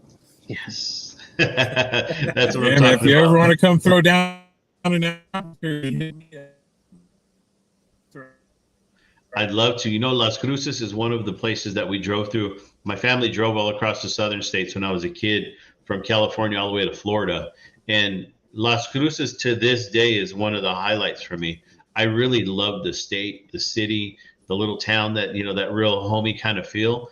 And to this day is one of the cities and the places of the country that really sticks out. I really like that Southern Belt. I guess because I was so young and it really just had an impact, going through Mississippi and it was just dope. It was pretty cool. And you hit New Orleans, the French Quarter. Like, I just love all the different parts. And that's, again, like we talked about earlier, one of the passions that I want to do this year is travel more and get to see some of the other places. And I think that's one of the things that the Rona did kind of show was it's more about experiences. Yeah. You know what I mean? And I think that's why a lot more people are traveling now. And it's about that memory that you'll take with you forever. Oh man, I agree, man. Rona, I mean, in a way, it ruined a lot of people's lives, but I think in all this fourth circle here, it changed all our lives for the better and forced us into an ever-loving, growing community. And now, even though like we all have our own responsibilities now to carry that torch on to the next wave, so looking forward to doing that with you, Willie. You're the absolute man. Thank you so much for being part of this special night. And have a great Easter weekend with you and your family. Sure. Until the next time, Willie, Adventures of a Fat Guy, everybody, check him out and be part of the wild ride. Thank you. Thank you, Willie. Appreciate you guys. Thank you guys so much for what you guys are doing. We'll catch up soon, huh? Yeah. Hey, you heard it here first on the Dude Network. Hey, thank you so much. And we're going to transition to the after party here on the Weekend Kicking Party on the Dude Network. Again, thank you one last time to Willie. See you, buddy. See you, brother. All right. Hey, we got Johnsy coming on here now. Johnsy, he's listening. I got to drain the main vein, so I'll be right back in a second. But in the meantime, Johnsy. Hey, buddy. Hey, don't worry, man. You can smoke a cig. I don't give a shit. It's the 21 plus provided program. No, but hey, I can't hold it anymore, guys. I am so sorry. Go, man. Yeah, dude. He's a great guy. Dude, he's larger than life to me now. After listening to all that. Yeah, he has a good story, good humble background. Yeah, exactly. Just salt of the earth kind of guy right there. Oh yeah. When I met him, I was like, "Who this guy?" Because he was like, "You're not a TikToker. I did not know you would." Little I know he was a huge Instagrammer, so that was cool. Great guy, could throw down whatever. He watches videos and he has indoor, outdoors. He's throwing it down. And then he talked about that. Man, how about? Go ahead. I was just gonna say, how about him talking about doing an open fire brisket, man? Yeah. Right? Yeah, it's very plausible. It's been a longer process. Yeah. I feel like that might be a trial and error run. Does everything. Yeah. Mm-hmm. I love watching his page, man. That Scrub Daddy thing he talked about in the beginning. Have you seen that video? I'm like, this guy he hired a camera crew or something, because it's a hell of right.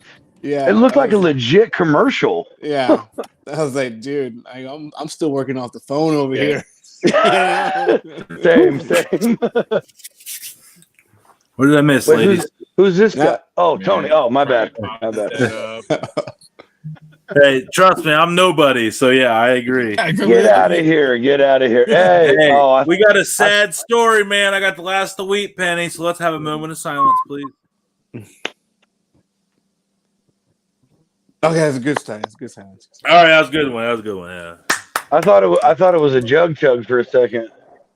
No, we got one of those. I started drinking the Bush lattes a little earlier because I like crushed the day. Like I was so done early in the day. I think all three of you talked to me and I was out shelling corn today. And after the end of that, after 5 hours, man, I was ready for some freaking beer, man. So yeah, I got home and kids were just trashed, man. The kids were just trashed. Oh, dude, we got in a fight. Oh, there's that street. Another man. Again. Them truckers just won't leave Doobie alone. I tell you, man, Doobie's got that. Hey, by the way, Chad Vaughn. Everybody give Chad Vaughn a round. Hey, Chad. Man. Cheers, buddy, Chad. No, I got caught up with some work things. I was like, I gotta, I still got my 9 to 5. I saw you putting out fires, man. You took the head, but you're like, oh no, not now, not now. Yeah. Well, and then my work phone stayed in the truck by accident. So they are my employees, but my coworkers started texting my personal. I was like, oh boy, where's my work phone? Where's my work phone? That's never good. Yeah, sure enough, my work phone was, had some highlights. Oh no. Hey, you get up to that office job, man. It's 24/7. It's 24/7. Mm-hmm. So what's everybody throwing down tonight? Doobie's like service was bad, so he dipped out. He felt he was cutting into everybody's time because he said like his lag was cutting into other people's talks and stuff. I told him he was good, but he's had a rough day getting behind, so he's going to get on the road and get up to his pop-up shop here. So, oh, good, man. Safe travels, Doobie, if you're listening. Safe travels. Yes, drive safe, brother. Doobie, man. We missed you tonight, man. We missed you tonight. I ain't going to lie. It felt naked without Doobie. It felt a little naked without Doobie. Mm-hmm. There's something off with that, but that's all right though. Now we know Doobie's worth, and Doobie knows his worth, man. That's all right. But absolutely. no, man, Carlos, man, and no offense to Carlos, man. Not like Nombre, man. You're the freaking man, dude. I'm glad to have you on there. You were like when I knew Willie was coming on, like you were the obvious go-to because A, you had history, and like B, y'all cooked the same stuff. So yeah, he has a lot of the Hispanic heritage style cooking. And that's part of California, so he was. Well, that's why I bundled him into Texas. His stuff looked a lot like your stuff. He was preaching stuff. He said nopalitos, which is a cactus. He talked about all that other. Yeah, I didn't know what that meant. So what's So elaborate on what's nopalito? It's Spanish for small cactus, which small pieces of cactus. You get the cactus, you harvest it, you clean off all your thorns. It's the big leaves of the prickly pear. Yeah, the actual cactus. Yep. And right now, it's flavor actually of that. Delicious. Yeah, it's like broccoli, but not broccoli. Yeah, it's its own vegetable, and right now like it's the stem of a broccoli. Man, see, I'm kind of okay. Like a zucchini, I don't want to lead you the wrong way. Like zucchini, it has its own flavor profile. That's why I really can't describe it to you. I think I know what you mean by like zucchini, kind of like because it has that moisture bite. Like a squeaky, squishy flesh. Yeah, you got it right there. You got it. Yep. So right now it's the good season, call. right? Good job there. I'm with you. That was nice. So it's in the season. So in the Hispanic Catholic, I don't want to get too religious, but you know what they believe during the Easter times. Well, they replace their meat with cactus. So you have your cactus and egg, and then at the whatever you put with meat, they replace it. Kind of, this is the season. Of course, today is Good Friday. This is day 40. This will be the last day. But you can get it out of a can. It's not as fresh. But man, I like to eat with a chorizo and egg. Just Mexican chorizo and egg, and I add the cactus flavor profile. I like me. We got flea markets right here in town, and they chop it all up, or you can get them whole. It's the stuff that Willie's talking about, man. If you ever make it out to California, I'll take you to my favorite taco truck. It's unreal out here. It's crazy. We've eaten. My wife and I have gone like 6 times this week, probably. Nice. or over the last week and a half, because it's unbelievable. The flavor, it's totally different. Totally different. So That's crazy, I'm not sure where he lives. I'm not sure where Rancho Cucamonga is, but when he's I know exactly where that is. So he's always visiting that area, and so is he mentioned Edward or Eddie 187. Mm-hmm. Yeah. Eduardo. I think Anna is around that area, and he always says I'm around Rancho Cucamonga. So I don't know if it's a hop skipping away from where he actually lives, but you can kind of tell that's it. So that's actually, I was born down there. I was originally from, my first 7 years were in Southern California. Nice. Yeah. So. I mean, sorry to hear that. I mean, no. Yeah, no. Yeah, he don't like that. You're Johnsy, back then that was cool, but nowadays he's like, nah, I don't want none of that smoke. Hey, I would tend to agree with you. And I would tend to agree with you, Carlos. Yeah. Oh, that's funny. Oh man. So hey, Easter weekend. So everybody's got their own like traditions and stuff like that. Like up here in Ohio, everyone does, and like Masshole, like he brined his ham the other day. But like ham's a big thing up here. So is it different in Texas and California? Go ahead, Carlos. As in, like, what's your traditional? What's the traditional Easter meal in your family in South Texas? Either we make a brisket or just a barbecue, in the sense of we do all kinds of meats: a fajita, ribs, chicken, sausage, just a plethora of meats. Okay. Yeah. Usually like overall throwdown, just whatever. Yeah. But yeah. All right. Johnsy, California, man. What's the Easter tradition up there? So most of my life we would go get a honey baked ham, like the actual from honey baked ham. Yeah. And a turkey. But this year I'm going more Texas. I'm doing a brisket, a double smoked ham, and then a tri-tip, because I gotta rep a tri-tip since I'm in California. I love tri-tip, man. Yeah. I love tri-tip. So is it like standard in California that you got to do tri-tip? Like, how long is tri-tip? Like, how hard is it to get tri-tips in California? Because it seems like everybody in California has. No, that's a California brisket, yeah, bro. That's an original cut from California. It's only been like Texas got it first after California, and it's been out in Texas for a few years now. But my nephew lives in Florida, and he'll message me when he finds a tri-tip or when his butcher will cut one. Mm-hmm. But they're all over the shelves here. That's a West Coast California cut. I don't know why. That's crazy. Yeah. I mean, in Ohio, you got to know somebody that killed somebody. Yeah. Well, because the nickname it has is the California brisket, the tri-tip. Yeah, exactly. Yep. So, but I love it. Doobie chimed in from New Mexico. Eggs Benedict is the tradition in his house. So that's interesting. I do know Doobie knows how to throw it down on some holiday sauce. I do know that. Doobie knows how to throw it down on some holidays. Doobie knows how to throw down on a lot of stuff, man. He does. He's like low key, like he's like a Jedi ninja of cooking, man. Like you see briskets, ribs, rib tips, maybe some shoulders or whatever. See that like all the time, but I'll just like we all talk to Doobie and like we'll talk to him and he's like, oh, do this and that, and I'm like, okay, like and it's got something to do with like cooking on the stove or like and like I'll sit there and like talk about like my Ohio stuff. He's like, why don't you try this? And I'm like, actually, that makes sense. Like, yeah. So yeah, Doobie's well rounded, man. We're blessed to have Doobie in our lives for sure. So man, I got burgers thawed out. I did the properly improperly cut flank bavette steak tonight from Friction Farms. The temperature was right though, nailed the temp. But it looked good. Yeah, it looked cool. It looked cool as shit. It looked really good. When like Nombre looks at me like, oh, you cut it wrong, hope none of that. But let's see here. I'm trying to figure what else. John Z, we spent 20 minutes on that topic. Okay, bro, when you unpackage it, whatever you do, you cut it to your length and then you rotate it and you cut it. I got it. But it's a big 3 pound chunk. I was like, it's not that kind of cut. It's not that kind of cut. I was like, it's a big 3 pound chunk. I say, okay, bro, okay. Just have fun with it, just enjoy it. That's all. That's the main thing.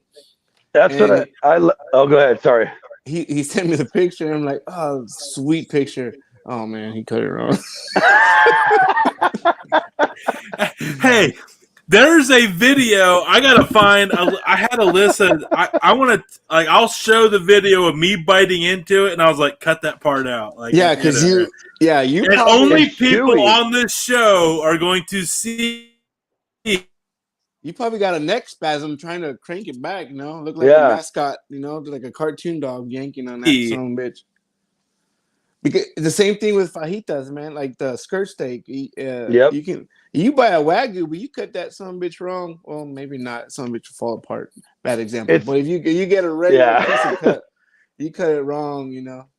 I laugh at people all the time because, like, man, I cooked this tri-tip. Everything was perfect, but it was super chewy and hard to chew. You didn't cut it right, man. You got to get it. You got the when you two muscles grains in one piece. Yeah. Yeah, I like it. Like it a lot. It's our new kind of. It's ribeye and tri-tip got like second place real quick here at our house. I'm exactly with you. Yeah, same. Tony, you coming back or what? Oh, we lost him. Oh, we're carrying the show now, huh? Well, welcome to the John Z and Carlos show. Where things happen and we're not sure why. Yeah. But yeah, what do you tomorrow? I don't know what I'm cooking. As a matter of fact, I'm going to a meat market that I've been dealing with, and go visit them tomorrow, and then make some content and buy some product and bring it back. So we'll probably decide. Oh, right on tomorrow. Yeah. So all month long, I was waiting for the family to decide what we're gonna do or what, and didn't get a phone call. I was like, all right, well, I reached out to this place I'm going to, and I'll see y'all Saturday. All right, cool. Appreciate y'all. Can't wait to meet y'all. And not even a day later, family, because hey, we're gonna do this on Saturday. It's like I'm booked. We had all hey. There he is. Glitch bitch over here. It's a trend. Everybody was hopping in and out today. Well, my internet, I'm losing less and less faith in our internet systems thing. So check the router first, bro, because sometimes they lie to us and the router's super old. So picture your internet going fast, and you have your router. If your router's small, well, only so much internet goes through. Well, but if you get a new router, it filters it better. Yeah, I get that concept a lot, actually. Because that's happened here. I live in the ranch. Hello. And and you were like doing very graphic illustrations, and I was like, let's go with it. Yeah. Well, just it filtered. That's what I was trying to make, a filter, 21 and up. So everybody didn't catch that.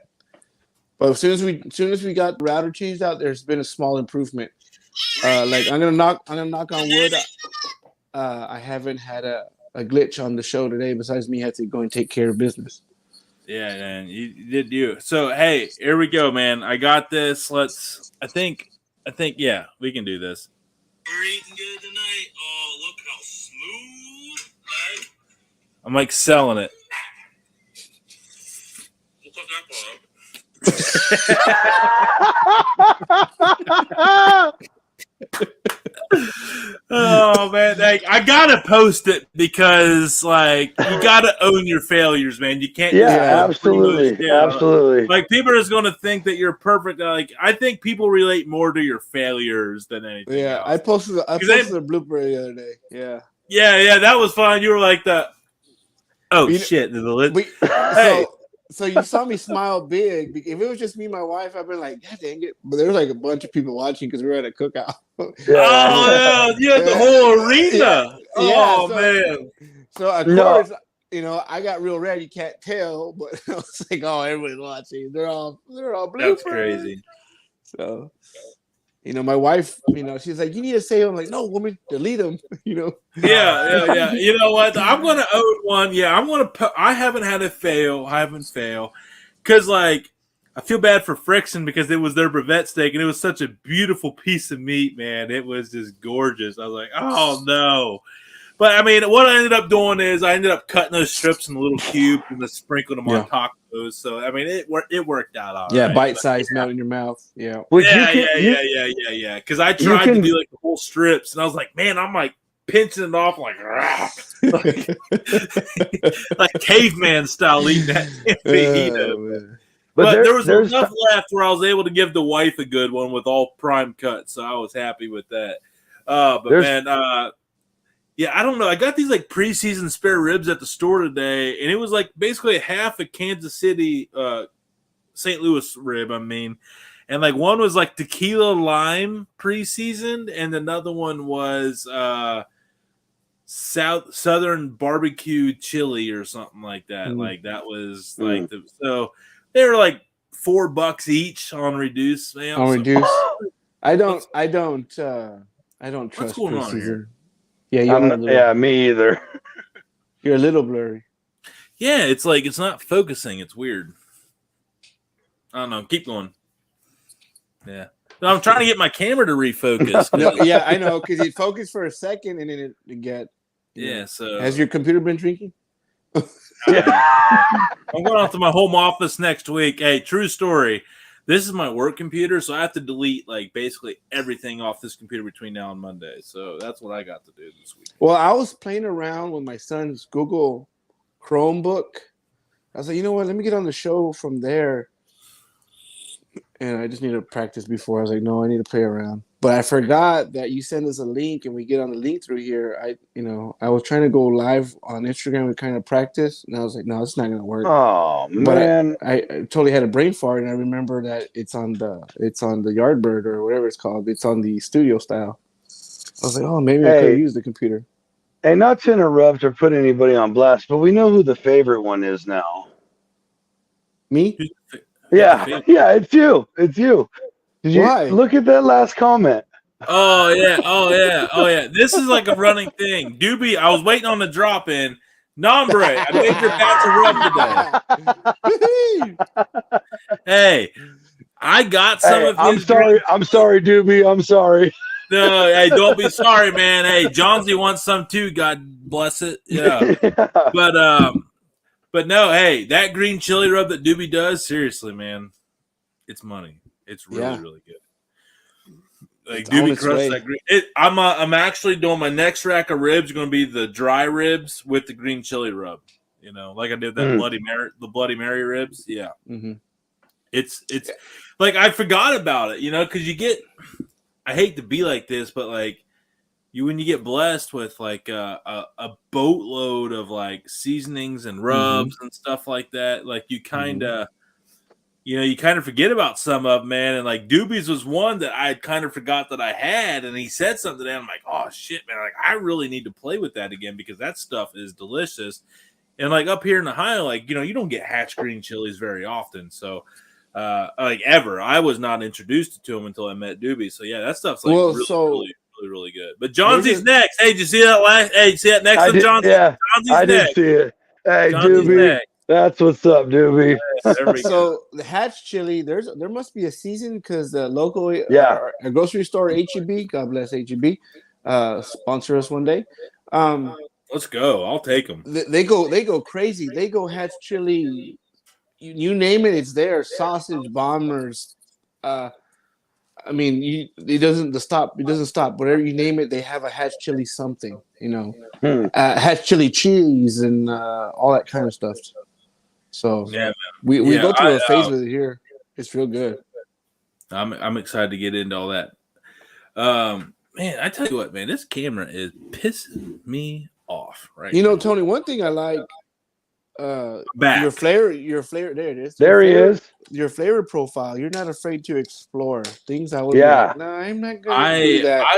I'm a fan of food, man. Ultimately, before we got into barbecue, like my job allowed me to travel across like all of Michigan, Indiana, like Pennsylvania, West Virginia, Ohio, and I was on the road a lot.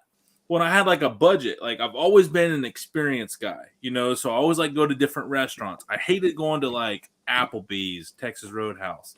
Like I always like to go to the local mom and pop places, like the local Italian restaurants. Up here, Italian's a really big thing, and I freaking love Italian. But anytime I go to a new city, like I would like take on like up in Michigan, you go to the big breweries and they had micro menus. but the menus were scratch menus that were custom to pair with their beers. So, man, I started eating at these breweries, and I'm like, man, these flavor profiles are just freaking money.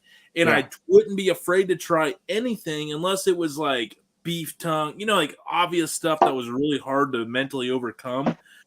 But now that I've got into cooking, I had all these massive restaurant experiences. And now that we talk about it, it kind of makes more sense as to why I am the way I am, because like I've just done so many like blackened and sugar, like blackened seasoning with like sugar, like something sweet.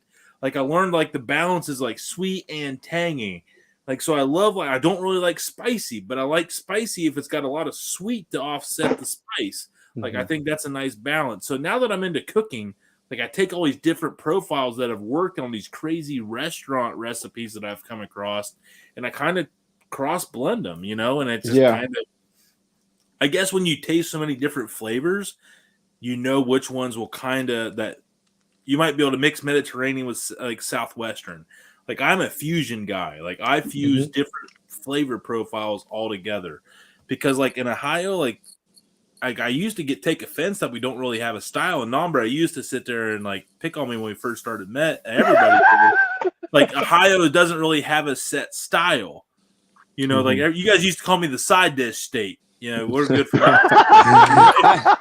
Back in the day, back in the day, I was labeled as Ohio as a side dish state. We weren't capable. We were the bitch boys that can make the good potatoes, but we couldn't make the meat to go with it. But at the end of the day, the record, I never said that. I just didn't know what y'all were known for. Yeah. Side dish, apparently. Yeah.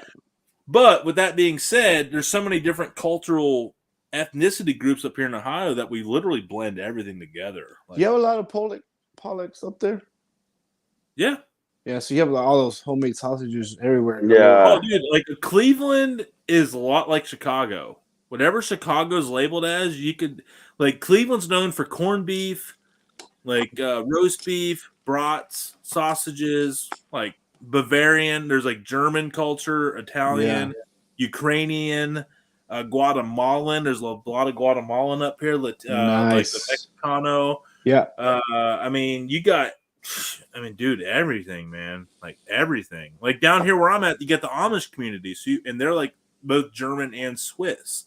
So they're like big on like scratch sides, like scratch noodles, like chicken noodles and stuffing and potatoes and just like broiled chicken. I bet you their farm markets are freaking awesome, bro. They have farmers markets around here off the chains, because Ohio's got 4 seasons. We can grow about everything up here. There's a lot we can grow. Yeah. California is a lot like that. Not necessarily exactly where I'm at, but you about an hour away, almost west and north. You can get where are we going here, Chauncey? We're literally going this right now. Where are we going? I live like we joke about it being the armpit, like it's central California, but it's the upper central a little bit. But like San Francisco and the Bay Area is only like an hour and a half. Sacramento, I can get there in an hour and 15, and there's everything in those cities, everything. Yep. And so like I really wouldn't know how to nail down. Maybe I'll get crucified for this, but I wouldn't know what to nail down as like a California flavor. Well. Oh, okay, Doobie. All right. Doobie sent us some competition rub too, so let's go. What a guy. Yeah. But that's okay. I mean, I'm grateful for that, because I've experienced all these different flavor profiles. Like I love Indian food. I love Korean food, Thai food, Spanish food, all of it. And I've kind of pigeonholed myself, and I stick to what I know right now. But I really get down in the kitchen. That's where I started my passion. I was just tripping out listening to Willie. I love cooking in the kitchen. I've just really, really grown an affinity for barbecue and low and slow, and the meat over the fire, and it's just I don't know, it's just taken a hold of me. But you know, I grew up. My mom's Italian, my dad's, you know, Celtic, Irish, English. So I love sausage. I love pastas. My dad, you know, for his church served a mission in Korea, and so he my whole life he made bulgogi. If any of you know what that is, it's just thin sliced beef in their flavor sauce stuff, and it is delicious. And Costco Man, I started might need carrying to it. tackle that. That sounds delicious. Oh, I'll have him write down the recipe for me or how he does it. And I'm the same way as you. I don't follow recipes either. They're loose Measure with your guidelines, heart. but Measure with your heart. absolutely. So That's why I'm not a big baker, I because heard baking you Celtic. have to be precise. I hate baking. I heard that you're Celtic, so you cook in a Yeah. kilt? I don't have a kilt. I No. You should. need to. Come on, John Z. I know Dude, with this red beard, man. the beard's leaving in 2 weeks. It don't matter. Just go Yeah. and go to a medieval sword and then just There- stab your steak. Hey, so about that. Here we go, Dude Network. Here's an announcement. I do have a big old like Braveheart Celtic sword. And I'm gonna get it. I want to get it like really, really professionally sharp and pull it out and slice something in a video. It'll happen. It's gonna happen. I just promise. don't do it on a glass table. Just don't. No. Oh, Dude, that's what I would do. Hey, the day I've been having, the week I've been having with messing stuff up, man, that'd be me. right, yeah. Like JP was the side dish guy, Nombre. You were falsely accused of the side dish comment. That was JP. Yeah. Mm-hmm. He needs to be humble and know that Texas is not the only way. Yeah. Hey, you know what? Hey, you're proud of where you come from. God bless you, I'm proud of the country I live in. Texas, hell yeah. Absolutely. I love everything that Texas is about, man. Yeah, but you can stay where you're at. Before we end this here. So before we end this here, what's one thing you guys want to tackle before the end of the year that you haven't done before? Anything at all? John first. Go, John. No, sorry, Nombre. You were already talking. Go ahead. I plan to do. I've seen it done when I was a little kid, and then now that I hang out with Big Hogs and Vic, I plan to do a whole hog for my wife's birthday party weekend. Yes, that's the main course. So I'm working on getting the rig, and once I get the rig, then I work on the hog, and it's like it'll be a block party. It'll be my son's birthday party in the morning, but of course the hog's already gonna start cooking, right? And I'll make burgers for him. We'll have the water slide for them, but you know, at a Hispanic get together, there's more beer than kids. So after a certain hour, the adults will start coming more, or they'll go home and come back, and we'll have a get together. That's the plan. So I'm working on the rig. I kind of had the rig set. Just now, I need to sit down and tell him how I really want it, because I want to add stuff to it. Because he builds the rig, this in person, or Big Hogs. He builds the rig, but I want to add a few things so I can cook with it, even though I don't have a whole hog or a little goat or something all the time.